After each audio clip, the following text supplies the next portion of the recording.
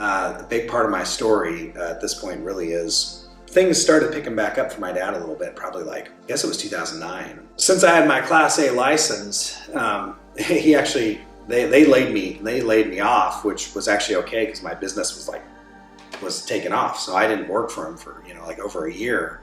But then the economy started like coming back around. And so they got a big job, and they needed help like getting equipment on site. And, I had my license. So he's like, hey, I really need you to come back to work. And I'm like, hey, I'm really busy doing my own thing now, but it was pretty persistent. And so I said, hey, yeah, I'll come, part-time. I'll get, I'll drive, for you a couple days here and there, that way you can get going and I can still do what I'm doing. So the second day I went to help him out, I was unloading a bulldozer at the job. And basically what wound up happening is I unloaded it all safely. But as I was, getting everything cleaned up, chains and everything back into the trailer, it's kind of lame. I like to tell more on the bulldozer side because it sounds a little better. But I just, got down off the trailer to go pick up my chains out of the road, and my ankle just failed. I heard a pop, and there was just nothing underneath me anymore. So it was really surreal. Like, still thinking back, it's like all like slow motion. Like, literally, I'm just coming down off the trailer to put my foot down, and then I audibly heard this pop, and then I felt like I just hit the ground, and then the pain just came on like real quick. And I remember like looking up, and this job was one of those real steep hills. And so I could see all my dad's guys like up on the hill. They all saw me like fall, and they're laughing, which is kind of funny. Like, it's not like I fell 10 stories or anything, it just like rolled on the ground, and then I'm like, oh gosh, this hurts, and then I remember like looking up, and they realized that like, oh, he's hurt. And people are like running down this hill, like bounding down this hill. And I'm laying in the middle of a street, Yeah. And, they all come over, and I remember they pulled my boot off, and I was like, oh, I think they gave me something to like bite on. But, man, my ankle was just like this. And there was no way I was driving that truck out of there. So we left the semi sitting right in the middle of the street. But it was kind of just by chance, I guess. My mom, who ran the company as well, she was like at her bank, which was like right down the road. So she like came and picked me up and took me to the hospital. And that started I think it was at least a year after that before I walked again. Well, like, what am I going to do? Like, I found this niche that's working for me and I'm interested in. And I got a family, like we had a mortgage. It was like insane, like at the time, like, and I couldn't really work, or if I did, I wasn't making as much money as I could because it just took longer, and I had to pay for help.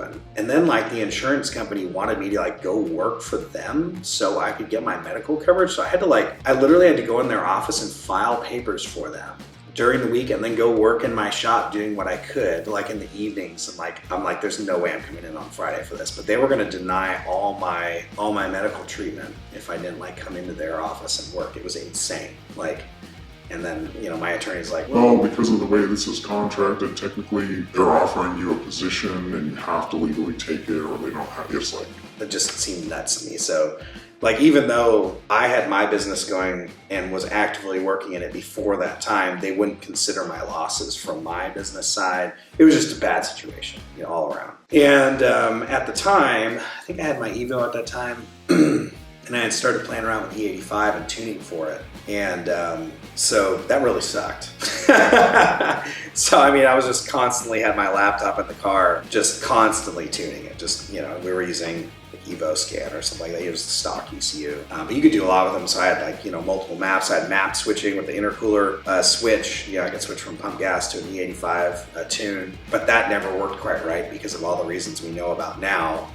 We didn't have a sensor in the car or anything. We just, I put E85 and it flashed the E85 tune. Well, that was probably like 60% ethanol because there was still some gas in the tank, or, and then the tune wasn't right. All the reasons why flex fuel is better. And so that really led me to think of like, well, I know how all the tuning works and what it's doing, and how the back end of this works. And how the engines work. And, that car, we did a full build on it. I mean, transfer case, diffs, full, we did a 2.3 stroker on it, big turbo, all the beans. Yeah, I mean, it did 609, 607, 609 to the tire on the 85 and like 485 on pump gas. So it was That's pretty killer for back, that that was back a Even while now, ago that's too. still Yeah. pretty crazy. I loved that car too. And we had, so it was blue. Is it in that like blue Mika color? Or was it like a darker blue? No, it was the light blue. We had, It's like I had like the blue. splitter on it. I think I bought my Evo 8 and I wanted the 8, not the 9, because the 8 didn't have the cam timing stuff Yeah. and it didn't have the active diff in the transfer case because I knew I was going to road race it. And while that stuff was great for like a street car to where you could vary things, like for the track, you just set it up for the track. There's no reason for it to vary. It's one more thing to break. So I wanted the simpler. But anyways, we did the full build on that. It had a orange roll cage. So I got orange by like all these colors the paint shop had like laying around that like no one wanted. We just mixed them together and it came out this like bright pastel orange. So I painted the roll cage in that and my track wheels. And it looked pretty sweet. So That's awesome. I mean, they're opposite colors on the colors. oh, so it it's just made it like bam, like you saw Oh, that yeah. car on the track. It was like whoa, yeah. So got the Evo, was doing Evo stuff, and that's where I was doing the E85 tuning. And I was like, man, there's a better way to do this. Like, there's definitely a way that I can make this work somehow to where if I measured what fuel was in it, we can make it run properly. And that's when I started thinking through and designing like the original products for Advanced Fuel Dynamics, and I filed my first patent. Right around that same time too, actually it was before then, we were thinking about moving out of California. With our kids, we're like, there's no way we want them going to school around here or anything. And we were already homeschooling at the time, but like, we're like, no, we want to get out of California. It's just so expensive. Especially with me like being injured. Like I think we were at a time when our mortgage like went up because at that time, someone, I don't know how all that worked at the time, but they had miscalculated some of the withholdings for like the property tax stuff or whatever. And so they're like, oh, pay us an extra huge amount of money, which we obviously didn't have. They're like, oh, we'll just increase your mortgage to cover it. And then our mortgage went up like $600-700 a month, like instantly. So we had very little income, trying to just make ends meet. I'm sure we had some help in there.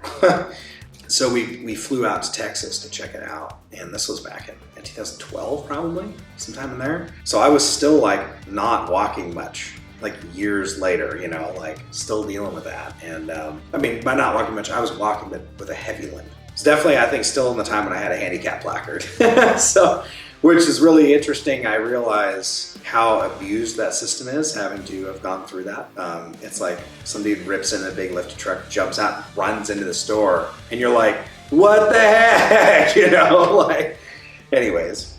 So we come out here because we see like, and you can get, at the time, you could get like a 4,000 square foot house in Houston for like 90 grand. We're like, heck yeah, we're gonna sell our house and just go buy a house in Houston. But Houston was terrible, so there was no way we were doing it. And Austin was too much of a city. I really didn't like cities. I always just, like when I lived in Wyoming, like I just loved just being out, just no one around, and that was my thing. All right, yeah, so there was a place out in California that I always wanted to live. There's like ranches, and it's just like, I'm like, yeah, it's like you can get to town from there. Actually, where I did my manual transmission swap on my Camaro was my buddy Derek, who I went to school with. His uncle's place was out there, and he had this huge shop. Works, all his hot rods in there. So that's was it more Central California, or was it more towards? It was Bay Area.